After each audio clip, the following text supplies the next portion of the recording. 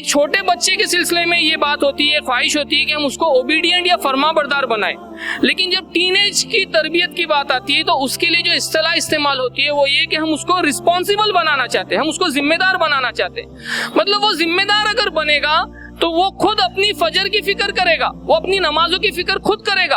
आप सोचिए, वो अगर हम पर डिपेंडेंट रहेगा नमाजों के लिए तो ये टीनेजर हो सकता है कल पढ़ाई के लिए या जॉब के लिए हमसे दूर जाएगा, तब क्या वो फिर हम पर डिपेंडेंट रहेगा? नहीं, हम ये चाह रहे हैं कि वो खुद रिस्पॉन्सिबल बने, अपने डिसीजंस खुद करे। और रिस्पॉन्सिबल बनने के लिए, बनाने के लिए, उसको डिसीजन मेकर बनाने के लिए एक बात ये भी आई कि हम उससे मशवरा करें, उसको मशवरों में शरीक रखें। वालिदैन टीनेजर्स के साथ भी उनका जो रवैया होता है कम्युनिकेशन के अंदर, वो नैगिंग का रवैया होता है, जिसको हम लोग उर्दू में किटकिट कहते हैं। बार बार एक ही चीज जो दोहराते हैं दिन में, बेटा पढ़ाई कर, बेटा पढ़ाई कर, बेटा पढ़ाई कर, यहाँ तक कि बच्चा बेजार हो जाता है। हमारे जो आज के अगले मेहमान हैं, मैं उनको दावत देना चाहता हूं, जनाब मिशेल चौधरी साहब। पिछले 20 सालों से आप सॉफ्टवेयर इंजीनियरिंग की फील्ड में अपनी खिदमत अंजाम दे रहे हैं।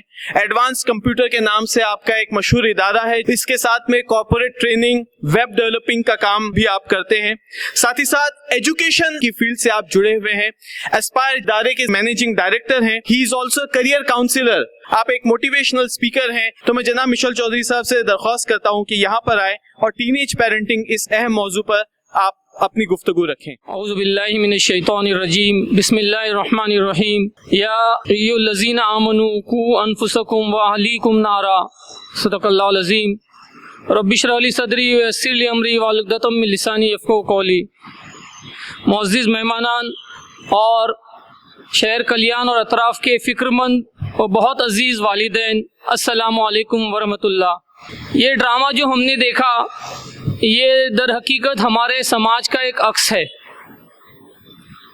और मैं आपको बताऊं कि हकीकत इससे ज़्यादा तल्ख और रुलाने वाली है। हमारे शहर में पिछले दिनों 2 बहुत ज़्यादा सनसनीखेज़ वाक़यात हुए। इसमें सबसे पहला वाक़या ये कि एक बहुत ही मुअज़्ज़िज़ घर की बच्ची जिसका निकाह तय था, निकाह से बस एक दिन पहले वो अपने घर से भागती है, मुर्तद होती है और किसी दूसरे लड़के से शादी करती है। इसी तरीके से एक बहुत ही ज़्यादा दिल को दहला देने वाला वाक़या अभी कुछ महीने पहले एक 17 साल की बच्ची जिसकी दोस्ती एक लड़के से होती है, दोस्ती के ज़रिए से मुलाकात के लिए होटल में उसे बुलाया जाता है, कुछ नशीली चीज़ें मिलाकर उसे खिलाई जाती है। वो लड़का, उसके कोई और 3 दोस्त उसके साथ गलत काम करते हैं और सिर्फ इतना ही नहीं, उसकी पूरी रिकॉर्डिंग करते हैं। और उसके बाद दरिंदगी की इंतहा ये होती है कि उस बच्ची को ब्लैकमेल करके उसे इतना प्रेशराइज किया जाता है कि बिल आखिर वो बच्ची खुदकुशी करने पर मजबूर होती है।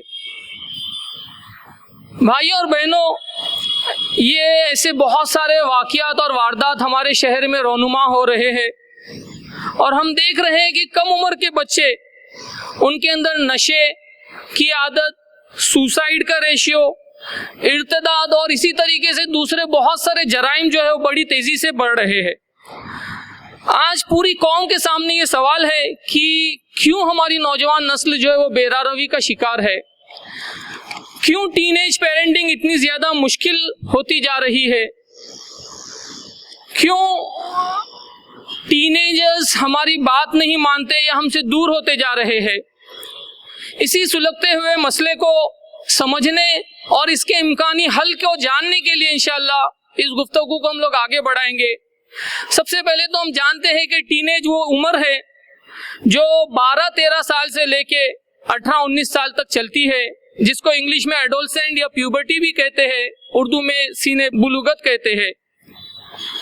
और इस उम्र में आने के बाद बच्चों के अंदर, लड़के और लड़कियों के अंदर काफ़ी सारी तब्दीलियां आना चालू होती है, फिजिकली, मेंटली, जिनसी एतबार से।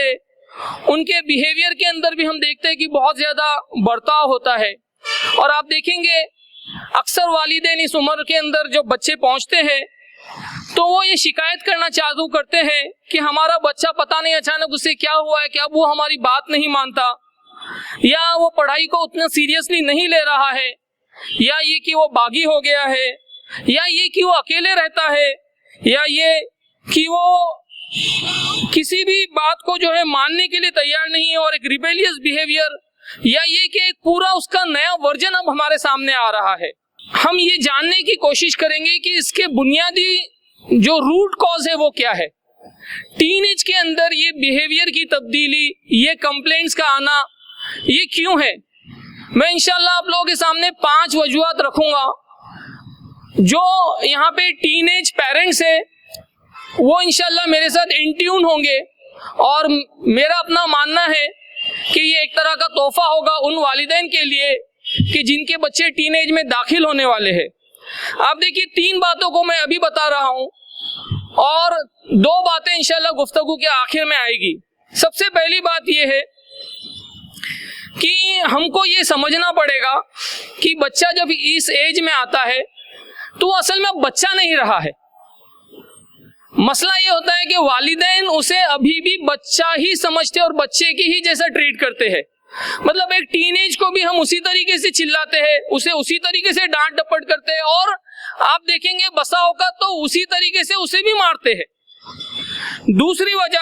दूसरा रूट कॉज ये है कि इस एज में आने के बाद में उनके अंदर एक फितरी कैफियत डेवलप होती है। वो ये चाहते हैं कि वो अपनी जिंदगी के फैसले खुद करे, वो ये डिसाइड करे कि उनके लिए क्या सही और क्या गलत है। मतलब किन से दोस्ती करना चाहिए, कौन सा करियर चूज करना चाहिए, वो क्या पहने क्या नहीं पहने, इसी तरह की बहुत सारी चीजें वो चाहते हैं कि they take their own decisions. तीसरी वजह वो ये है कि अगर कोई वालिदैन ये मानते भी है, ये समझते भी है कि हाँ ठीक है साहब हमारा बच्चा जो है वो बड़ा हो चुका है, लेकिन उनकी जो एक्सपेक्टेशन होती है उनसे वो एक मैच्योर एडल्ट की तरह होती है। वो अपने आप से अपने बच्चे को कंपेयर करते हैं। वो चाहते हैं कि जिस तरीके से वो जिंदगी गुजार रहे, जिस तरीके से वो हार्ड वर्क कर रहे हैं, जिस तरीके से वो एरर फ्री जिंदगी गुजार रहे हैं, हमारा बच्चा भी जो है कमोबेश उसी मैच्योरिटी का मुजाहरा करे। आप देखिए ये 3 पर्सपेक्टिव्स ऐसे हैं, इन 3 पर्सपेक्टिव्स को नहीं ठीक से समझने की वजह से आप देखेंगे कि बच्चे के और वालिदैन के दरमियान एक तरह का क्लैश, एक तरह का तफरका खड़ा हो जाता है। एक पर्सपेक्टिव या डिफरेंस इन बिहेवियर हम जो कहते हैं वो ये हमको समझ में आता है कि बात बात पर अब क्या हो रहा है, इस एज में आने के बाद में तकरार होती है, ऊंची आवाज में बात की जाती है, बच्चा जोर से दरवाजा पटक रहा है, हम कहते हैं कि ये बच्चा अचानक जो है वो क्या हो गया है, ये बागी हो रहा है, रिबेलियस बिहेवियर का मुजाहरा कर रहा है, या हम ये कहते हैं कि बसा औकात ये पूरा वक्त बस मोबाइल पे लगा हुआ है। यानी ये इस तरीके की बहुत सारी शिकायतें हैं जिनकी एक लंबी फहरिस्त है जो वालिदैन जो है वो पेश करते हैं। और अब हमको ये देखना होगा कि ये जो प्रॉब्लम्स हैं इनके सॉल्यूशंस क्या है।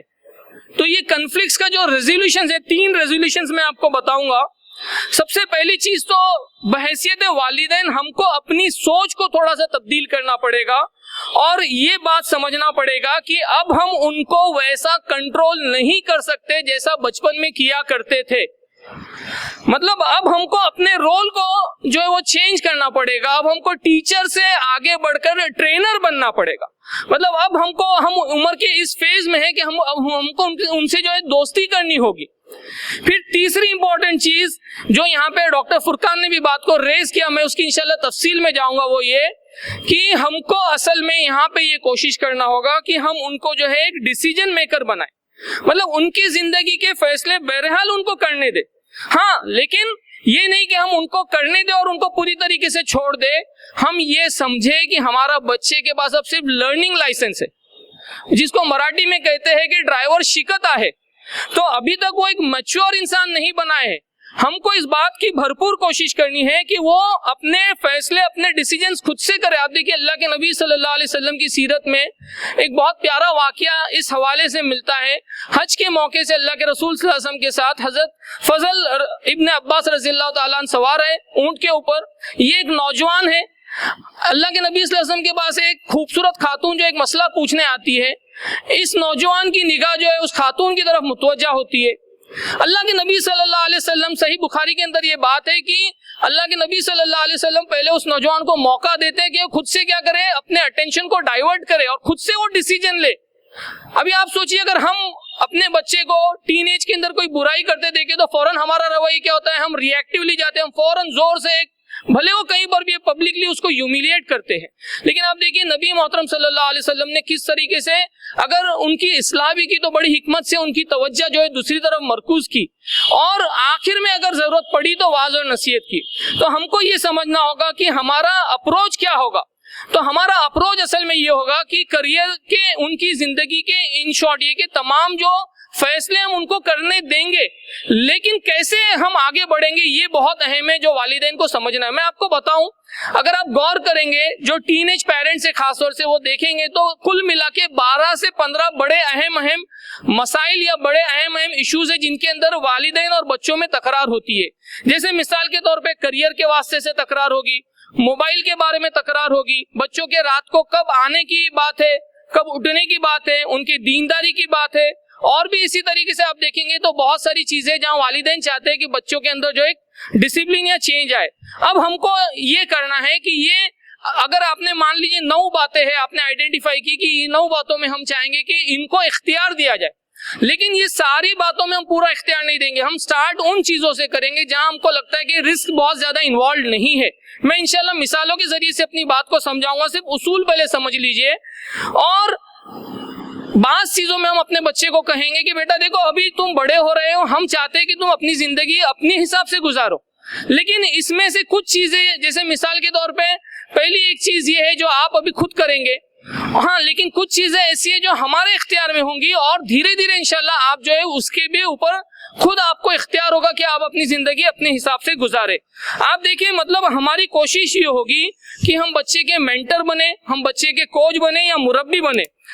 एक छोटे बच्चे के सिलसिले में ये बात होती है, ख्वाहिश होती है कि हम उसको ओबीडियंट या फर्माबरदार बनाए, लेकिन जब टीनेज की तरबियत की बात आती है तो उसके लिए जो इस्तिलाह इस्तेमाल होती है वो ये कि हम उसको रिस्पॉन्सिबल बनाना चाहते हैं, हम उसको जिम्मेदार बनाना चाहते हैं। मतलब वो जिम्मेदार अगर बनेगा तो वो खुद अपनी फजर की फिक्र करेगा, वो अपनी नमाजों की फिक्र खुद करेगा।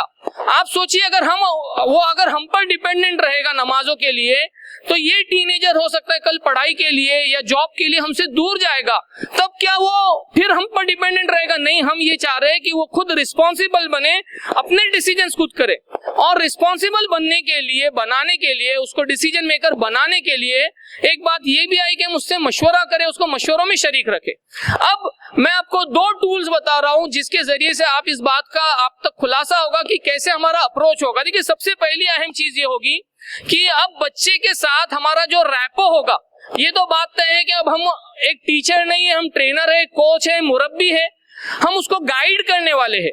तो गाइडेंस किस हैसियत से दी जाएगी? हमारा गाइडेंस का तरीकेकार ये होगा कि हम उसके साथ कम्युनिकेट करेंगे। अब आप देखिए, कम्युनिकेशन के हवाले से जो बात आम तौर पे सर्वेज में ये बताई जाती है कि वालिदैन टीनेजर्स के साथ भी जो सबसे उनका जो रवैया होता है कम्युनिकेशन के अंदर, वो नैगिंग का रवैया होता है, जिसको हम लोग उर्दू में किटकिट कहते हैं। बार बार एक ही चीज जो दोहराए रहे दिन में, बेटा पढ़ाई कर, बेटा पढ़ाई कर, बेटा पढ़ाई कर, यहाँ तक कि बच्चा बेजार हो जाता है। यानी अगर आप नमाज और बुरके के लिए भी बोल रहे हैं तो इतना ज्यादा नैगिंग कर रहे हैं कि बच्चा हमसे परेशान हो जाता है। या अगर हम उसको कोई अलकाब से, अगर छोटी मोटी गलती भी हो गई तो कैसे अलकाब से नवाजते हैं? चुड़ैल कहीं की, या क्या कहते हैं, गधा कहीं का। तो हमको ये समझना पड़ेगा कि हमारे इस रवैये की वजह से क्या होता है, हमारे और उनके दरमियान एक गैप क्रिएट होता है। बच्चे का जो रिस्पॉन्स होता है वो ये कि हमसे वो बातचीत करना बहुत कम कर देता है। यानी बच्चे को अगर फोन आया और आपने पूछा कि बेटा किसका कॉल था, किसी का नहीं, बेटा क्या बात हुई, कुछ भी नहीं, या वो क्या कहेगा, ID K, I don't know, TTYYL, talk to you later. मतलब बच्चे का रिस्पॉन्स ये होगा। अब कम्युनिकेशन के अंदर वालिदैन को ये समझना होगा कि हमको सबसे पहले तो बड़े सब्र के साथ, बड़े तहम्मुल के साथ उनके रवैयों के ऊपर हमको पेशेंस रखना पड़ेगा, अपने जज्बात को कंट्रोल करना पड़ेगा, रिएक्टिव बिहेवियर से अपने आप को बचाना पड़ेगा। और हमको कैसा बिहेवियर अडॉप्ट करना पड़ेगा? हमको एक नॉन जजमेंटल बिहेवियर अडॉप्ट करना पड़ेगा। फिर उसके बाद हमको ये कोशिश करनी पड़ेगी कि हम जो है उनके साथ कम्युनिकेट खुद करें, इनिशिएट करें, हम पहल करें। हम इंतजार नहीं करें कि वो हमसे आके बात करे, या हम उनको ये समझ ले कि कम्युनिकेशन ये नहीं है कि तकारीर करना या प्रवचन देना जो है बच्चों को कम्युनिकेशन है। बच्चे क्या करते हैं, बड़े बच्चे आमतौर पे कानों में उंगलियां ठोस देते जब इस तरीके के वाकयात होते।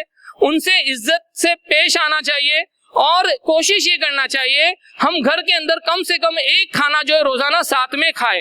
अब आप देखिए रियल टाइम इश्यूज को हम लेके ये सारी गुफ्तगू को समझने की कोशिश करेंगे कि कैसे इसको अप्लाई किया जाता है। ये उसूल हो गए, एप्लीकेशन कैसा है, इसकी मिसालें क्या है। तो आमतौर पे बच्चा इस एज में आने के बाद में ये चाहता है कि लिबास वो क्या पहने, बच्चियां कैसे ड्रेस पहने या निकाब पहने या नहीं पहने, वो उनकी चॉइस हो। हमको ये बात उनको बावर करानी पड़ेगी कि बेटा एक बाउंड्री हम बना रहे हैं, सतर की एक बाउंड्री है। लड़कियां हैं तो टाइट कपड़े, रिवीलिंग, वल्गर ड्रेस आपको नहीं पहनना है। अब उसके बाद बहैसियत वालिदैन हम जो है उनके ड्रेस कोड के ऊपर बहुत ज्यादा इसरार नहीं करेंगे। नहीं बेटा देखो तो वो पिंक वाला ही ड्रेस पहनना पड़ेगा, देखो वो फलाना कलर का ही ड्रेस पहनना पड़ेगा। हमको जो है अपनी सिर्फ राय रखनी है कि बेटा मुझे ऐसा लगता है कि तुम्हारे लिए ये लिबास ज्यादा मुनासिब है, लेकिन हम कोशिश ये करें कि डिसीजन उनको ले। और बच्चियों के अंदर जो मसाइल आते हैं बुरखे और इसके हवाले से, तो बचपन से हमारी जो तरबियत है यहाँ पे उसका बहुत अहम रोल है कि बचपन से अगर हमने स्कार्फ पहना है, धीरे धीरे बहुत ज्यादा वेस्टर्न कपड़े नहीं पहना रहे, तो बच्चियों की जो रगबत है अपने आप इस तरीके के लिबास की तरफ जाती है। तो ये हमारी कोशिश होनी चाहिए कि हम उनको समझाने की कोशिश करें, मतलब बुरखे की अहमियत पे बात की जाए, हम हया की अहमियत पर बात करें कि बेटा जो चीज दुनिया में सबसे ज्यादा कीमती होती है उसकी सबसे ज्यादा हिफाजत होती है, लेकिन बहरहाल फैसला उनको करने दिया जाए।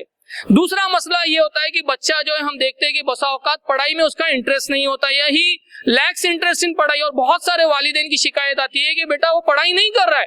क्यों नहीं कर रहा है? एक बड़ी वजह ये होती है कि हमने हो सकता है बच्चे के करियर के इंतखाब में ही गड़बड़ कर दिया।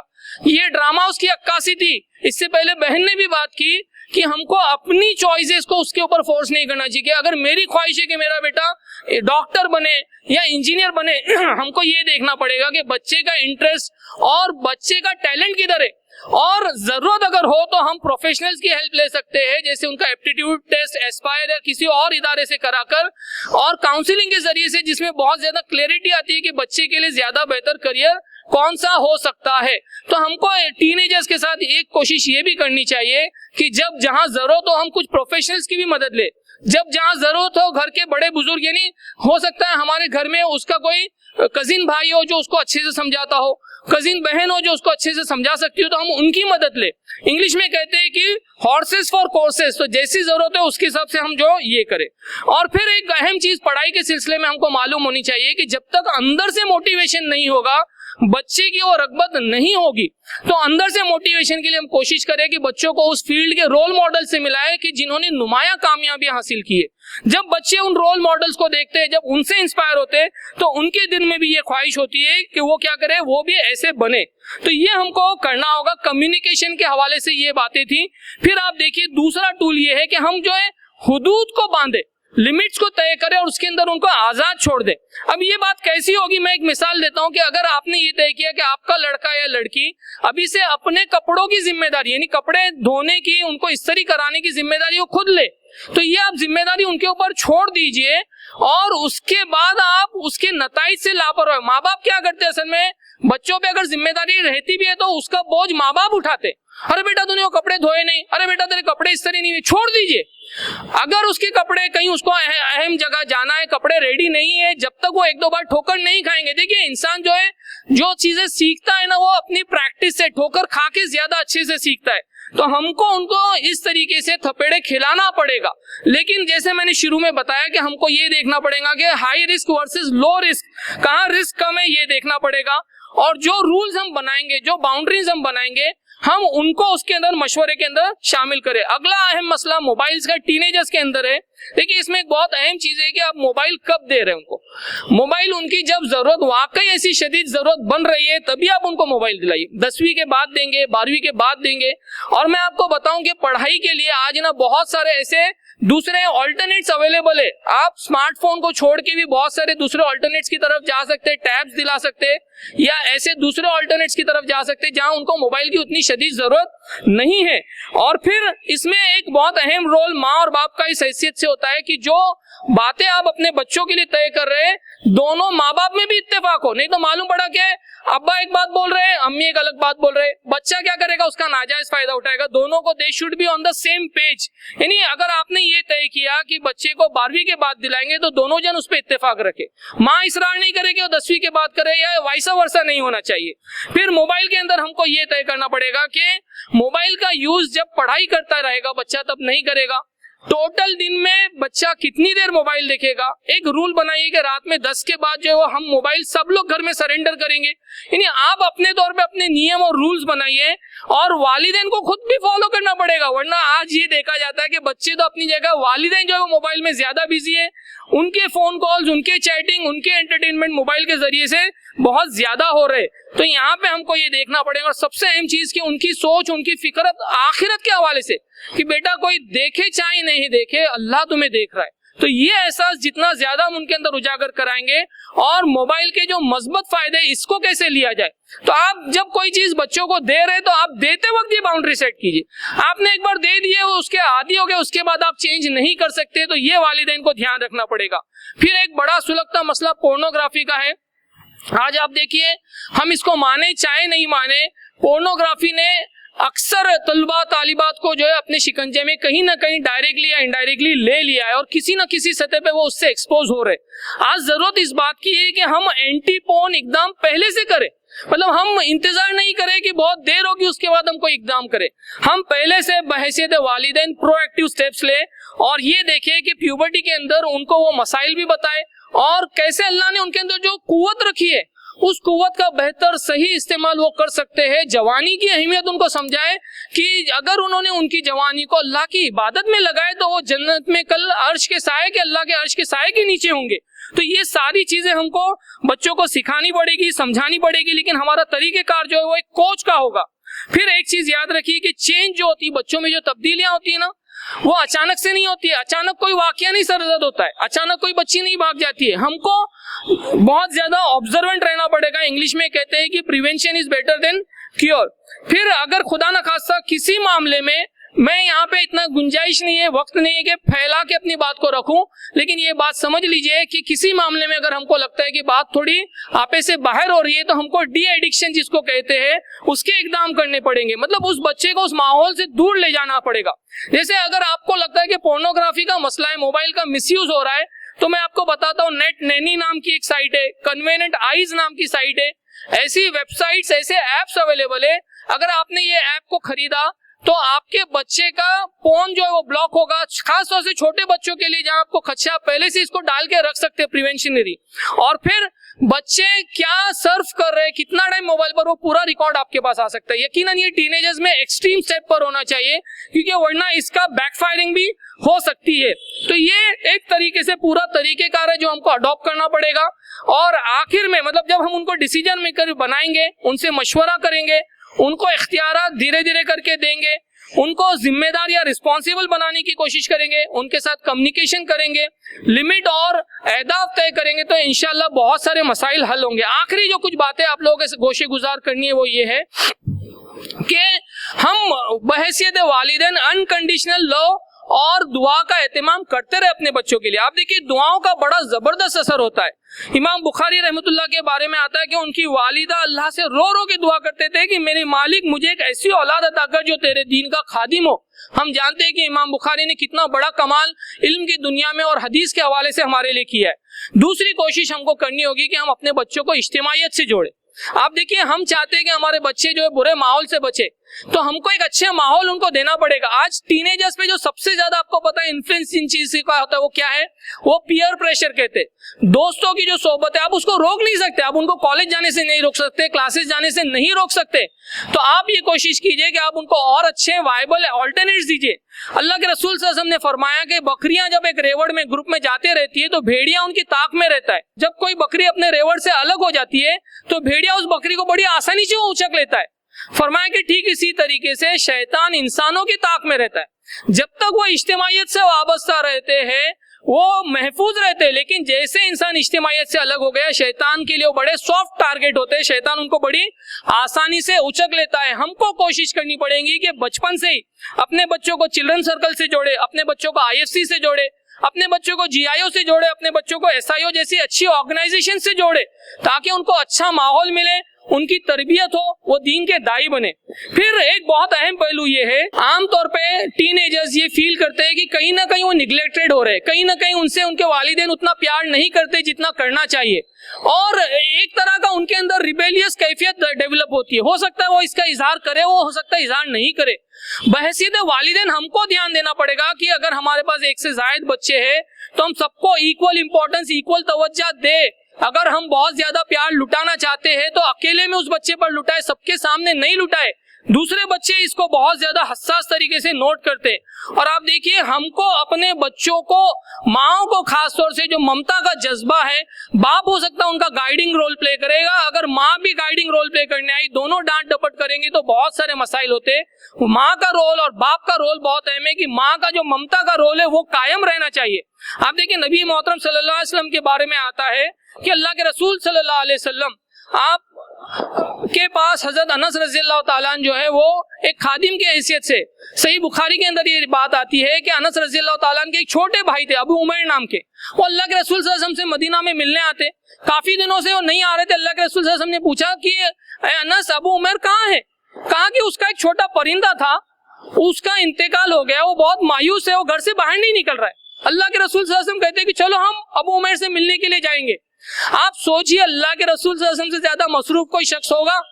आपसे ज्यादा बिजी किसी का शेड्यूल हो सकता है, लेकिन एक बच्चा, उसके सिर्फ इस कॉज के लिए कि वो बच्चा मायूस है, एक परिंदे के इंतकाल के बाद आप उससे मिलने जाते हैं, उसकी दिलजोई करते हैं। तो ये जो है हमको सीखना होगा।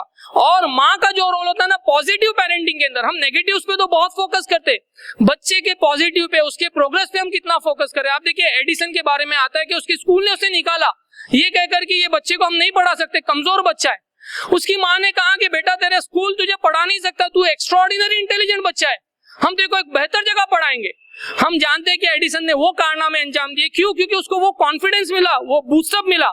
तो हमको ये कोशिश करनी पड़ेगी कि हम इस हैसियत से भी तरबियत करें। फिर आप देखिए, सबसे अहम चीज है कि बच्चों की जिंदगी में क्या कोई नज़्बुलैन, क्या कोई गोल है, आखिरत का गोल, जन्नतुल फिरदौस का हासिल करने का गोल, उसके लिए वो दाई बने, उसके लिए वो लोगों की मदद करे, उसके लिए वो अपने कैरेक्टर को तब्दील करे, उसके लिए वो अपने करियर में एक्सेल करे।